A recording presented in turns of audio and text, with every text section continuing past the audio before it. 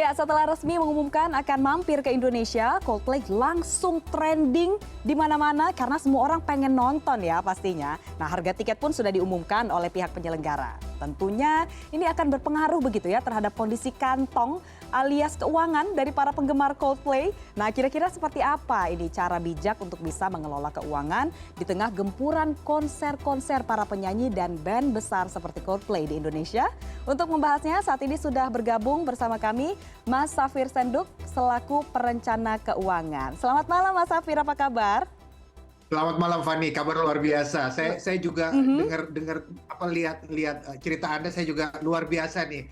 Konser-konsernya sudah mulai berdatangan lagi di Indonesia, luar biasa. Betul. Dan yang paling menjadi pembahasan begitu di mana-mana adalah Coldplay ini yang baru mau datang nih ke Indonesia setelah ditunggu-tunggu oleh banyak penggemarnya. Nah, gak sedikit juga nih Mas yang mungkin jadinya gara-gara hype-nya begitu atau animo yang besar terus langsung FOMO gitu. Jadi pengen ikutan nonton karena ya secara Coldplay gitu loh ya. Nah, bagaimana kemudian Mas Safir melihat hal ini?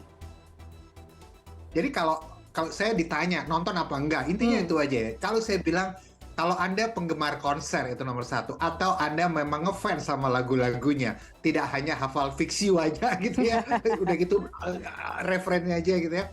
Atau Anda memang seneng atau mungkin penasaran lihat konser Coldplay itu di YouTube itu emang luar biasa banget. Maka saya bilang nonton aja, nggak usah banyak pikir, nggak usah banyak tanya segala macam. Tapi saya selalu bilang kalau Anda sebetulnya nggak ngefans amat, lagu-lagunya juga biasa aja, Anda udah coba ngedengerin kayaknya kok biasa-biasa aja, tetap feel-nya nggak ada, ya nggak usah nonton. Masalahnya adalah banyak orang itu yang FOMO, fear of missing out, dia takut ketinggalan, itu nomor satu. Dan ini lucu juga, yang kedua banyak juga anak-anak muda kita yang kadang mereka takut ketinggalan obrolan, ya out dari pergaulan, hanya gara-gara dia nggak nonton Coldplay. Ini lucu, banyak yang kayak gini, seperti itu. Maka saya bilang, tapi kalau itu nggak ngalamin itu, nggak FOMO, memang ngefans, seneng konser, hajar aja, datang aja, nonton aja. Sikat gitu ya Mas ya? Itu show on earth.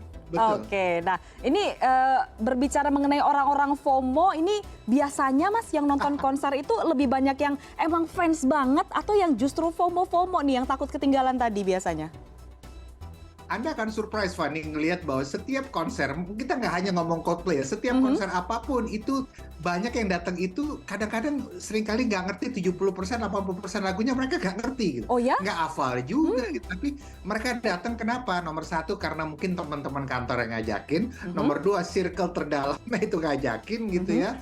Kita surprise, saya sendiri kadang surprise ngeliat ini kok banyak yang nggak ngerti gitu. Tapi begitu datang, foto-fotonya yang banyak, instastory-nya yang banyak. Dan menurut saya hal-hal kayak gini atau orang-orang seperti ini sebetulnya cuma menemuin konser aja gitu ya. Kalau saya bilang kalau Anda sebetulnya nggak ngerti, nggak ngefans juga, nggak usah lah datang karena FOMO. Itu cuma menemuin makin banyak orang yang jadi mesti rebutan tiket seperti itu. Iya, betul Mas. Karena memang tadi tidak hanya Coldplay ya, kedepannya juga banyak di konser-konser yang ada di Indonesia dari penyanyi ataupun artis besar begitu. Dan nonton konser ini juga pastinya nggak gratis ya Mas ya. Ada biaya yang harus dikeluarkan mulai dari tiket, merchandise, dan lain-lain. Nah kemudian bagaimana nih Mas kita supaya bisa mengelola keuangan agar tetap bisa menyalurkan hobi nonton konser, tapi at the same time kebutuhan sehari-hari kita juga tetap terpenuhi? Fani, kalau kita bilang, kalau kita bicara hanya khusus Coldplay aja tapi uangnya belum ada, ya mungkin sudah agak susah. Kenapa? Karena ya penjualan tiketnya bentar lagi, katanya tanggal 17 kalau nggak salah. Dan hari ini tanggal 12 mungkin ya, mungkin nabung udah nggak sempet gitu ya. Tapi beberapa orang yang khusus kalau mau Coldplay ini aja, mereka banyak memanfaatkan kayak promo-promo gitu ya. Atau ada pay later mungkin yang bunganya lumayan. Dan ada lagi namanya pinjol yang bunganya sangat-sangat tinggi. Dan saya selalu bilang kalau bisa hindari itu bunganya luar biasa itu ya. Tapi kalau kita bicara konser secara keseluruhan ya memang mesti disiapin. Dan kita tahu biasanya kadang-kadang konser itu kita bisa tarik garis lurus, biasanya angkanya tuh ada range-nya lah, angkanya ada range-nya. Dan Coldplay ini yang paling mahalnya itu tadi seperti yang saya lihat dari Anda bilang tadi 11 jutaan kalau nggak salah ya. Gitu. Jadi anggap aja range nonton konser tuh katakan mungkin sekitar 2 juta, 3 juta, 4 juta, 5 jutaan gitu, mungkin udah yang bagus banget gitu ya. Kalau di luar Coldplay loh ya. Tapi mungkin ada yang namanya kelas festival, mungkin lebih murah tapi berdiri misalnya seperti itu. Tapi intinya adalah siapin dari jauh hari. Dan ketika kita siapkan dari jauh hari, maka biasanya konser-konser ini itu biasanya bisa terbayar. Jadi jangan sampai nunggu misalnya gini, oh Coldplay mau main, ya udah kita siapin uangnya sekarang. Nggak gitu juga, tapi memang harus disiapkan dari jauh hari sehingga nggak usah ngambil juga dari katanya ngambil dari dana darurat. Kenapa? Karena darurat itu digunakan untuk bayar kebutuhan tidak terduga. Siapa yang menduga Coldplay akan ke Indonesia kan? Gitu. Itu cuma jokes saja gitu. Iya, karena kalau kita melihat nih Mas di sosial media begitu, di setiap postingan tentang konser Coldplay yang saya lihat, pasti ada aja yang berkomentar, ayo sudah siap ini untuk saatnya mengadukan pinjam online seperti itu. Nah, dan banyak hal lain yang bisa diindikasikan sebagai memaksakan begitu. Bahkan ada yang mau meminjam, menggunakan dana darurat seperti yang Mas Safir sebutkan tadi. Bagaimana kemudian Mas Safir melihatnya? Nah, kalau yang saya lihat adalah sekali lagi begini, banyak orang sebetulnya dia mampu, dia bisa, cuma memang cash-nya itu memang belum turun. Jadi kalau misalnya tadi ceritanya adalah, kalau nggak salah penjualan tiket Coldplay itu adalah tanggal 17, jangan lupa bahwa kebanyakan orang gajian itu tanggal 25 atau tanggal 1. Which is, dan banyak orang atau banyak karyawan itu seringkali dia tidak punya, dia tidak punya spare dana gitu. Ya. Sehingga apa, kalau dia benar-benar tunggu gajian, mungkin dia nggak kebeli tiketnya. Jadi beberapa orang mungkin dia ada yang menggadai barang dulu, nanti begitu gajian masuk dia tebus barangnya. Kalau menurut saya kalau kayak begitu masih oke lah, nggak apa-apa, it's okay. Kenapa? Karena mungkin menggadaikannya tidak banyak-banyak amat, nggak ketagihan gitu, mungkin masih oke.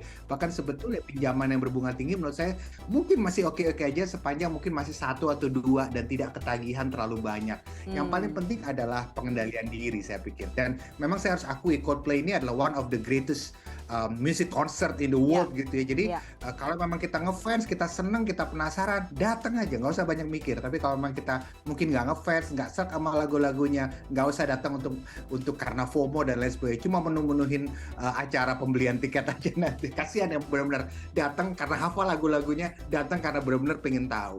Oke, nah berarti memang harus ada persiapan yang matang juga begitu ya, terencana sehingga tidak berantakan cash flow-nya begitu. Nah terakhir mungkin Mas Safir bisa di-share dong tips dan triknya, kira-kira seperti apa nih yang bisa kita lakukan jika kita ingin tetap menonton konser, tetapi di saat yang bersamaan kita tetap harus ingat kebutuhan kita juga terpenuhi begitu.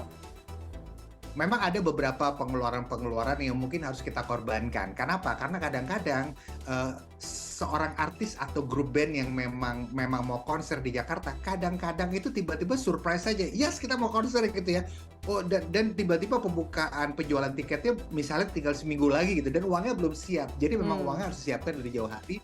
Jadi salah satunya ada pengeluaran-pengeluaran lain yang memang harus dikorbankan, yang memang harus dikurangi. Nah, memang kembali lagi ke orang itu, dia banyak pengeluarannya itu di mana? Apakah di baju, kayak apakah di ngopi, kayak apakah di restoran yang mungkin terlalu berlebihan misalnya. Ada hal-hal yang mesti dia kurangi. Salah satunya mungkin biaya entertain di luar konser. Jadi dia mesti putuskan dulu, entertain saya paling penting apa? Entertain yang paling penting dalam hidup saya adalah konser musik. Ya sudah, mungkin nonton bioskopnya mungkin agak dikurangi. Mungkin ini cuma contoh saja gitu ya. Mungkin entertain yang lain juga harus dikurangi karena supaya dia bisa fokus pada nonton konser musik yang menjadi values-nya dia, menjadi goal dia. Yang paling penting memang harus ada pengeluaran-pengeluaran lain yang harus dikorbankan supaya dia nggak keteteran.